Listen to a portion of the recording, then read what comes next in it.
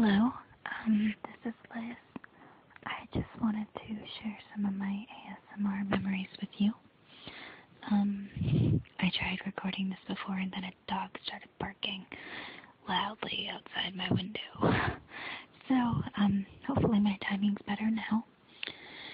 So, I guess I'll start with one of my first ASMR memories.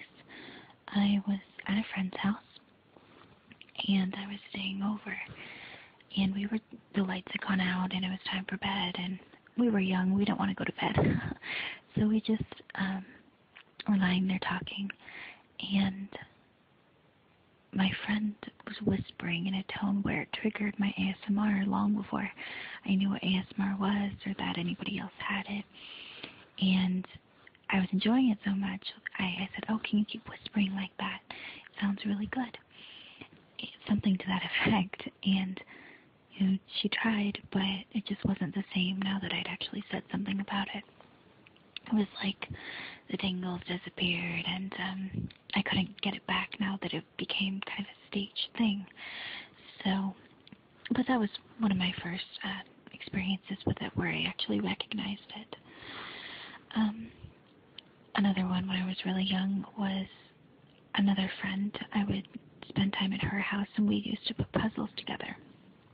And she always, I would take pieces out of the box and sort through them on my own, and she would leave hers in the box, in the cardboard box, and sort through them in the box. And as the pieces would shuffle with each other and hit the sides of the box, it just gave off a great sound. And I would sit there. I wouldn't say anything to her because she was kind of a bully.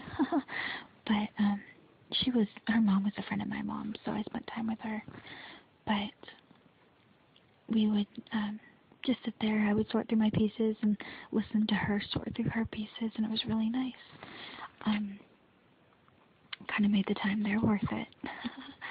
One of my next memories was in 7th grade. We had sustained silent reading, and in my math class, we were 7th graders. I was a nerd, so I brought books, but nobody else did. So everybody would go and pick a National Geographic to flip through, and some people would grab a small stack of them, because all they did was flip through and look at the pictures. So they had this nice pace going, and the whole class was just flipping through magazines the whole time. The teacher had a whole wall of them. So I'd sit there and try to read, but really I'd be sitting there listening to all the pages turning, and it was fantastic. I would pick up some magazines for myself, and I would flip through them too, and I kind of abandoned my books, but it was never the same as just listening to everybody else, because it's kind of like tickling yourself. It's difficult to trigger your own ASMR, if not impossible. So that was a really fun memory, and I still remember it, and whenever I see National Geographic or magazine, I think back to 7th grade. I guess, let's see, the other one I was thinking of, I was in a play my freshman year of college called the Iraq War Project. It was an original piece where we all researched things about the Iraq War, took direct quotes from people who had some involvement in it, and it was this bipartisan show that just explored the tragedy of it and the real stories behind it. And it was really a fascinating show to be a part of. And there was this scene where footage from all the news stories of the Twin Towers being hit, of news coverage, of interviews, was spliced in with other news stories and pop culture, and you would see kind of the level of integrity change as you have these celebrity stories and tabloid-esque stories being spliced in with true tragic moments and true happy moments and this or that, and then it gave way to kind of a video game feel where all of us in the dark, as though we were watching TV, would come out as a cast, just staggered, and we would come sit and watch TV. One person behind me had a bowl of popcorn and was eating popcorn, and then another guy, my favorite, he would come out with a game controller and sit there as though he was playing a video game. So it was kind of the social commentary on the war and the coverage of it and the way it was presented and the sensationalism of it. And of course I would be, present in the moment because I had to be, I was acting. But I would also be sitting there just listening to this guy behind me with his game controller, playing at kind of an extra fast pace. So there was lots of clicking and button pushing, all that, and it sounded great. And so that was definitely one of my favorite ASMR memories. And I find in general that real life triggers are so much more powerful than videos. I think it's kind of a fun, great community that we can make videos for each other and watch each other's videos and talk about it.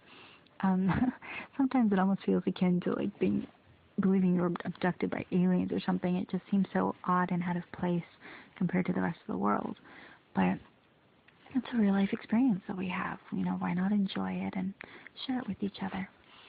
So those are some of my most pronounced memories from real life growing up as someone who experiences ASMR. Unfortunately, it's not so consistent now. I have to kind of stagger when it actually is triggered. I can't control it, can't predict it. I know what some of my most common triggers are, but I can become kind of desensitized to it. So hopefully I can find new triggers and ways to experience it. But in the meantime, and even while it happens, I want to hopefully create things that trigger for you and are relaxing. Hopefully my voice is picking up okay on this. I'm trying to find that balance, where you voice your whisper enough to be heard, but you don't want it to be overbearing. And I'm talking to my phone right now, so I'm hoping my phone will do the trick, because no matter what I seem to use, whether it's cameras or my phone, I always pick up backup noise or background noise. So hopefully there won't be too much of that, and I hope you enjoyed the video. Or I guess this is a video by the time I post it, but I'm just recording it as a voice recording. So yeah, I hope somebody found this relaxing, and maybe you can relate to some of my stories. Alright, well, have a good night or day, whenever it is for you. Bye.